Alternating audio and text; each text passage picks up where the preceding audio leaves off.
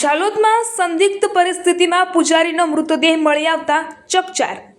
ઝાલોદ ડુંગરી ફળિયાના રામદેવ મંદિરના પૂજારી નગીનભાઈ વીરાભાઈ ભુનાતર ઉંમર આશરે 55 વર્ષનો મૃતદેહ મળી આવ્યો।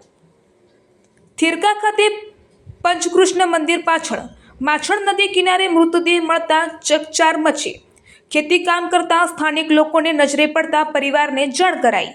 परिवारजनों द्वारा झालोद पुलिस ने जाण कराता पुलिस तात्कालिक घटना स्थले पहुंची। DySP DR. पटेल अने पीआई रवि गामित सहित पुलिसनो काफिलो घटना स्थले पहोंच्यो। दाहोद जिल्ला एसओजी अने एलसीबीनी टीम पण तपासमां जोडाई।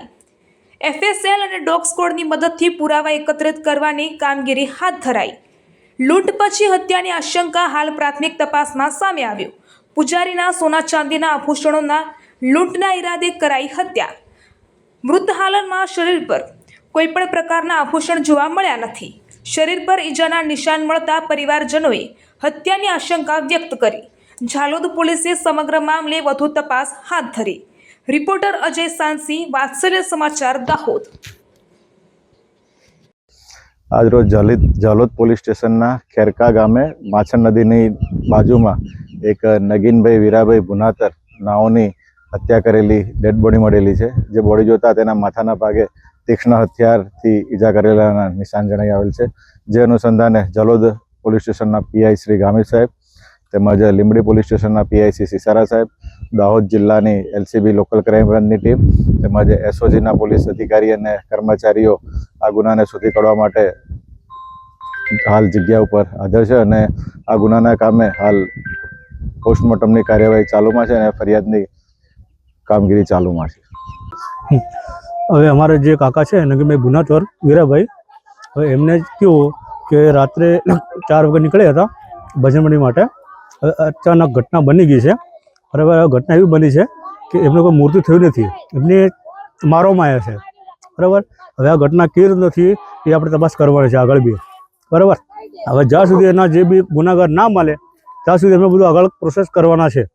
બરાબર, એ ઘટના આપણે તપાસ આગળ કરવાની જ છે।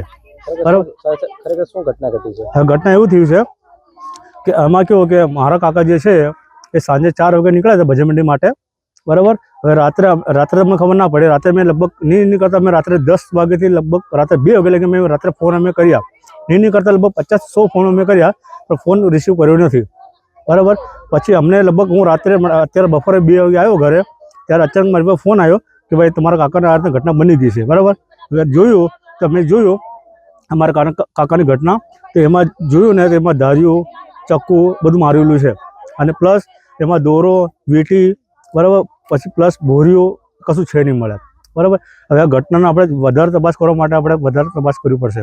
એ મારી વિનંતી છે કે આપણા પોલીસવાળા ભાઈબંધને ને જનતાને બધાની કહેવાની વિનંતી મારી કે જેટલું બને એટલું મોજરીમાં પકડવાની વિનંતી મારી છે। હા, મારું નામ છે મહેશ ભુનાતર નગીનભાઈ।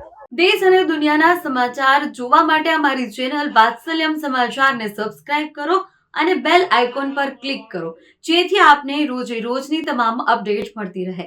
સાથે જ અમારા ફેસબુક અને ઇન્સ્ટાગ્રામ પેજને ફોલો કરો।